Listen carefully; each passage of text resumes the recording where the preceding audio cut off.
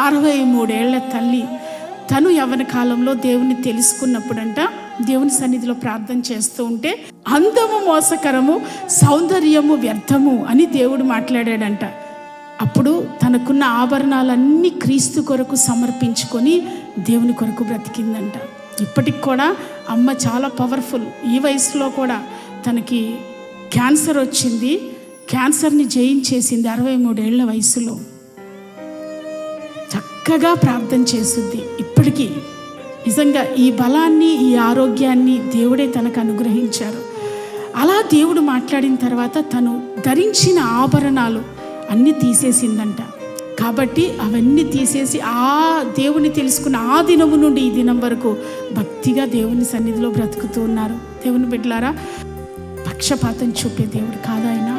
నిజంగా ఒక్కసారైనా దేవుని స్వరం వినాలి. అందుకనే దేవుని సన్నిధికి వచ్చినప్పుడు కూర్చుని పరధ్యానంగా ఉండకుండా మోకరించి ప్రార్థన చేస్తూ ఉందాం. నిశ్చయంగా ప్రభు మాట్లాడతాడు. ఆయన సన్నిధిలో ప్రార్థించే విధానం ఉంది కదా, అలా మనము ప్రార్థిస్తే ఆ విధానంలో నిజంగా లీనమై నిజంగా మన ప్రాణాత్మ శరీరాన్ని దేవుడికి సమర్పించి మనము ప్రార్థిస్తే తప్పకుండా దేవుడు మనతో మాట్లాడతారు. గృహంలోనూ మాట్లాడతారు, మనము నిద్రించేటప్పుడు మాట్లాడతారు. చక్కగా నా పేరు పెట్టి దేవుడు పిలిచారు, జ్యోతి జ్యోతి అని. నన్ను కన్న తల్లి నాకు పేరు పెట్టింది, కానీ ఆ పేరుతో దేవుడు పిలిచాడు. దేవుని స్వరంతో నా పేరు విన్నా. నాకు అది చాలా సంతోషం. యవ్వన కాలంలో 19-20 ఏళ్ళు ఉంటాయి అప్పుడు నాకు.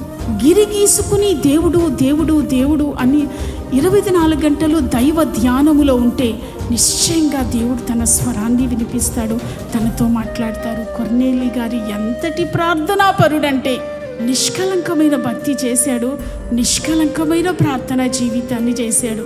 నిజమే, అలా మోకరించినప్పుడు దేవదూత దగ్గరకు వచ్చి కొర్నేలి అని పిలిచిందంట. దర్శనం అంటే కళ కాదండో, నిద్రపోయేటప్పుడు వచ్చేది కళ.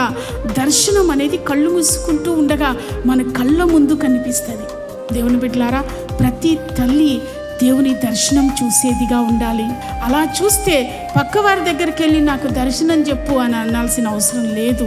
నీ కుటుంబాన్ని కూర్చిన దర్శనం ఎవరి గురించో కాదు, మన ఇంట్లో ఉన్న భర్త గురించి, మీ యజమానిని గురించిన దర్శనం, మీ బిడ్డలను గూర్చిన దర్శనం పొందేవారుగా ఉండాలి. Praise the lord. అలా పొందాలి అని అంటే మనము ప్రార్థనా పరులమై ఉండాలి.